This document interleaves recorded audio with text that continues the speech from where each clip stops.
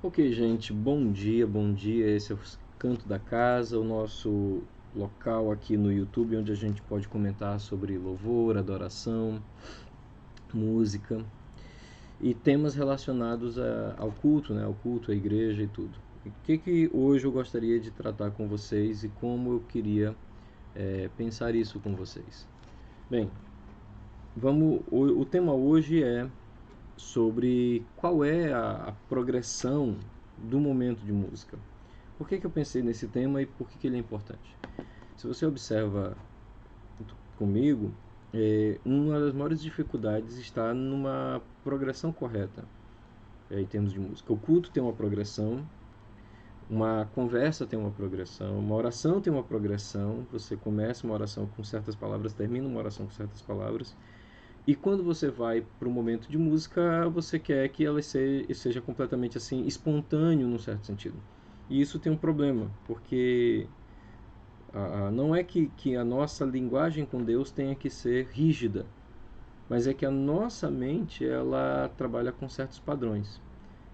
E eu quero comentar isso para a gente perceber como transformar isso em algo utilizável, relevante, poderoso para o culto.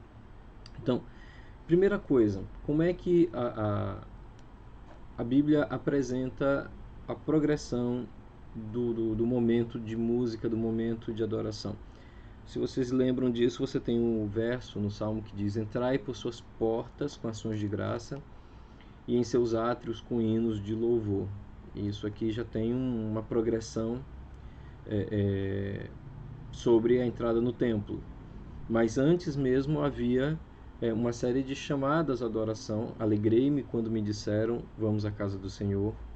Um outro convite: Vinde, adoremos-nos, prostremos-nos, ajoelhemos-nos diante do Senhor que nos criou.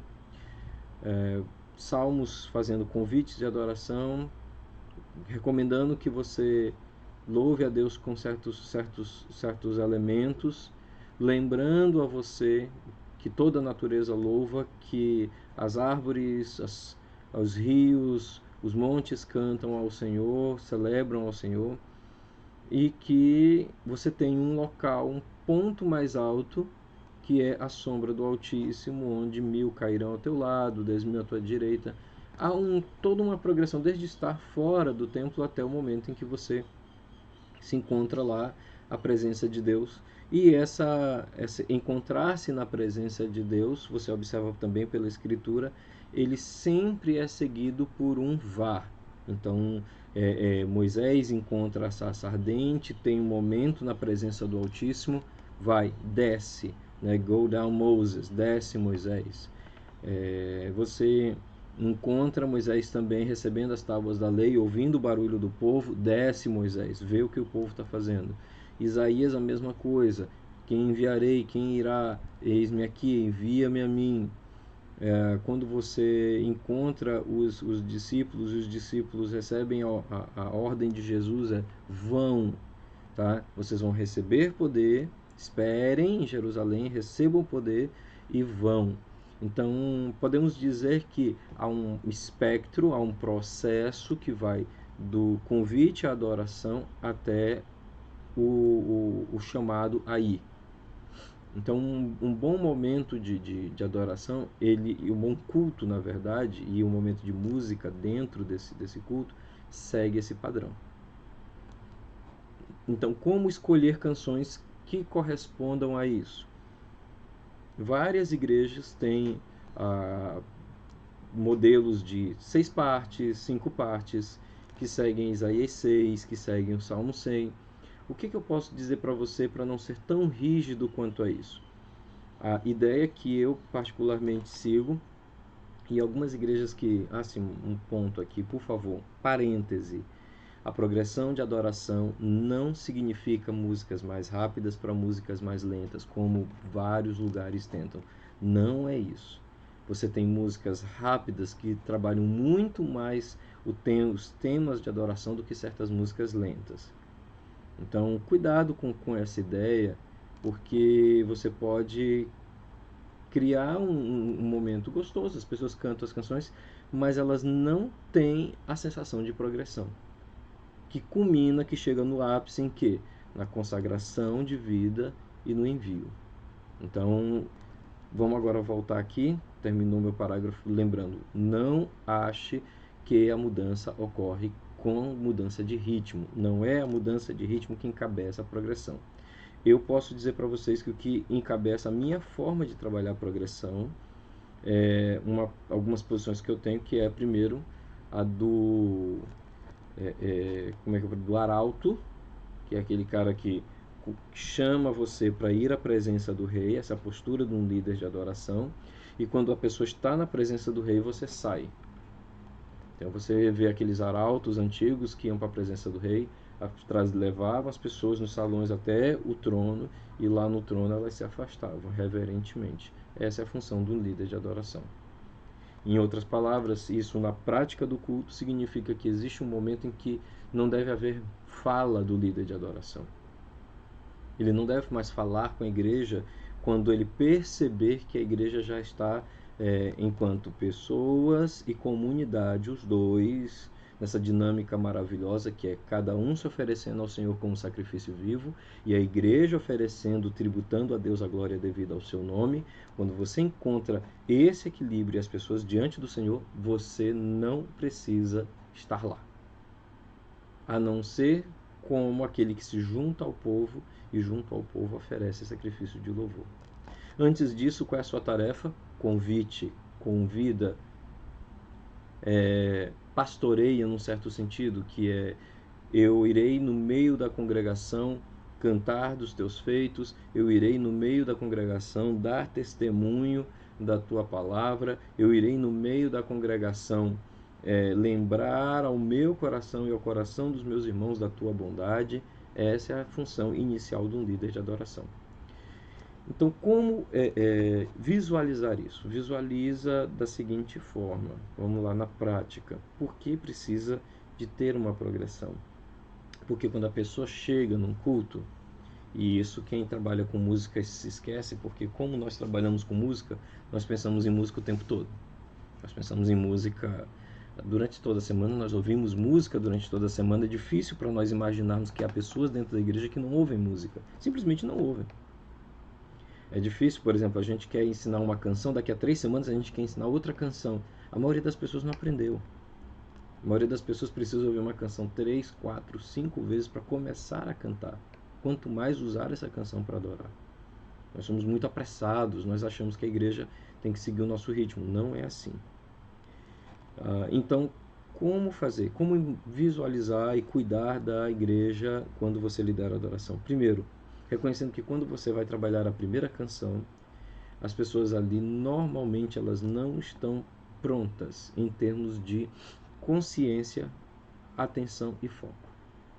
As pessoas chegaram de casa, às vezes brigaram para chegar na igreja, menino demorou a se arrumar, tiveram um problema no carro, há uma série de discussões, de situações, e sem contar o que eu chamo de fuligem da semana, que é a mente passou a semana toda preocupada com suas próprias atribuições. E agora precisa se conectar à igreja, agora precisa se conectar ao dia do Senhor, agora precisa se conectar ao momento que se está vivendo. Então essa é a nossa primeira função, convidar as pessoas. Venha, esteja conosco, vinde, adoremos, imperativo, prostremos, ajoelhemos, levantemos mãos santas. Convide a igreja, chame-a. Às vezes será mais fácil, às vezes basta você perguntar, e aí? Aquela música bem simples, bem pentecostal, bem legal. Ó igreja, o que você veio fazer aqui? E as pessoas: eu vim aqui para adorar a Deus. Ou seja, eu vim para adorar ao Senhor. Ou seja, é isso. Se tem essa consciência, a primeira etapa, o check já foi. Ou seja, a igreja já sabe o que ela está fazendo ali. Às vezes ela precisa de mais tempo para ser convidada, às vezes menos tempo, mas ela já sabe que está ali. Logo depois, o que ela precisa? Entrar pelas portas com ações de graça. Porque ela precisa se lembrar. Quero trazer à memória aquilo que me dá esperança. Porque estás abatido, a minha alma. É o momento em que as pessoas precisam conversar com elas mesmas e não, cuidado com algumas ministrações que tem por aí que dizem deixar todos os problemas do lado de fora. Não, as pessoas o culto cristão não deixa os problemas do lado de fora. O culto cristão entrega os problemas para Deus. Você vai chegar na igreja e vai trazer a sua dívida, o seu câncer, a sua situação familiar, as suas dores, seus medos, seus lutos. Você não precisa deixar do lado de fora. Você precisa, e você que está liderando precisa lembrar-los disso, que o nosso Deus é um Deus que ouve orações, é um Deus vivo que age. E isso traz o terceiro ponto, que é convite à adoração, ações de graça, lembrar da bondade do Senhor e fé. Saber que o Deus que está ali é um Deus vivo e presente. Testemunho do que o Senhor fez, testemunho do que o Senhor vai fazer, testemunho de quem o Senhor é, de que estamos ali porque pelo que Ele é e pelo que Ele faz. Não que a gente, eu não vim aqui, eu não te adoro pelo que tu faz, eu te adoro pelo que tu és. Eu adoro pelo que é e pelo que faz. Ele é louvado pelos seus grandes feitos, porque é Deus de maravilhas. A gente não pode, por ideias lógicas ou até aparentemente espirituais, jogar a Bíblia fora nesse sentido. Como os olhos dos servos e das servas olham para as mãos do Senhor, assim nós olhamos para o nosso Deus. É isso aí. Ele também é o nosso provedor. Tá? E aí você chega no momento em que você se apercebe, confessa o seu pecado, isso é todo um processo dentro do culto, e chega ao momento de olhar o Senhor em sua majestade.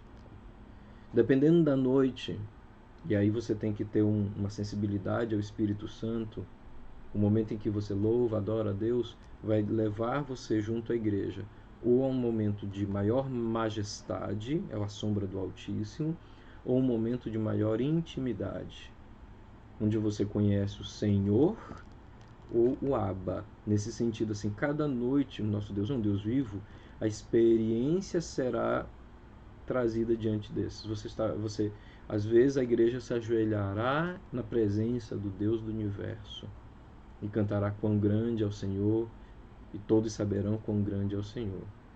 E em outras noites a igreja cantará sobre o Pai amado que nunca nos abandona e que corre pelo Filho e que restaura o Filho e que ama o Filho e prepara esse Filho de forma maravilhosa desde a fundação do mundo para ser semelhante a Jesus. Então você tem aí o último momento, o último ponto, a última canção, talvez até mesmo no culto, depois da mensagem. Eu, Filho do Deus Altíssimo e Filho do Pai amado, o que o Senhor quer de mim? Consagração, envio. Então a progressão básica é essa, ou seja, uma canção para, como a Vineyard fala, uma canção para engajamento, ou seja, chamada de adoração, trazer o foco. A grande questão é o foco. O foco da pessoa está cheio de coisas, aí você vai trazendo o foco para lembrar das coisas que o Senhor fez, você vai diminuindo o foco até o foco chegar na cruz. E o foco na cruz nos faz olhar o mundo inteiro como campo missionário dessa mesma cruz.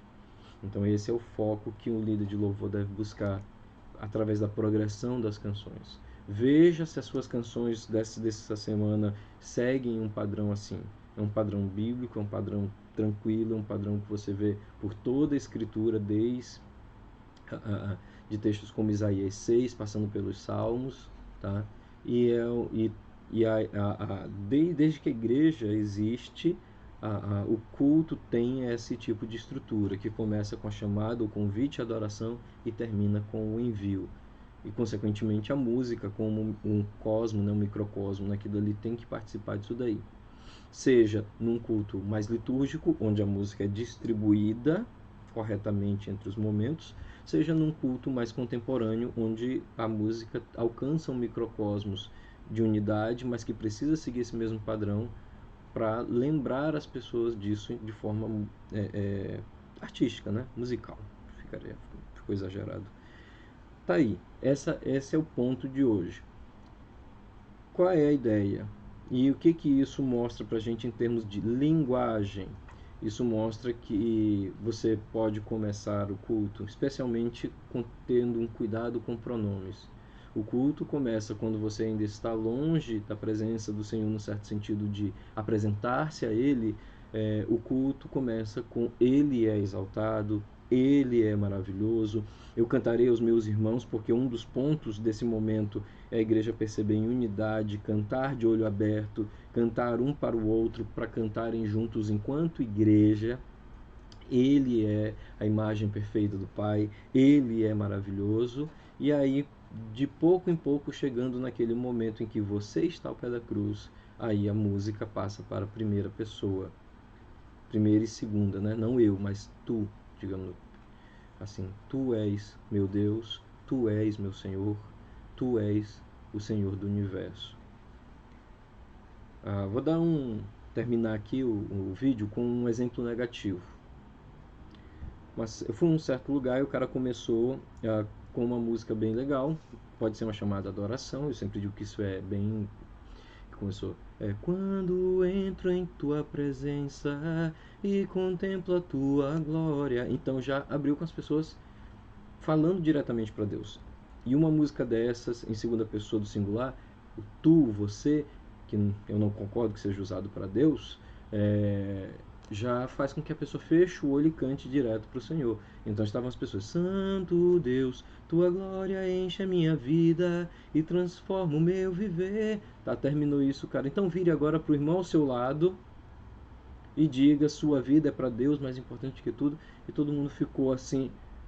Houve uma quebra. Por quê? Porque se ele tivesse feito o contrário, ou seja, a igreja aqui, depois a igreja cantando: nós estamos aqui para te adorar, estamos aqui para te adorar, em tua presença para te exaltar. E depois, quando entro em tua presença, onde as pessoas poderão, após o momento comunitário, apresentar-se ao Senhor individualmente, teria sido talvez com muita probabilidade mais enriquecedor. Tá? Qualquer dúvida aí você pode perguntar mais aí pelo Instagram, ver lá o canal, o Projeto Canto da Casa, ou até mesmo o meu canal Professor Maltos, tá? E trazer as suas dúvidas e as suas ideias. Sempre tem uma lista mestre de cânticos, qualquer coisa é só procurar a minha ou a do Rodolfo do Palavra em Canto e vamos para frente, bola para frente, que o nosso ministério, Deus tem muita coisa ainda para fazer. Um abraço, vejo vocês no próximo vídeo, Deus abençoe.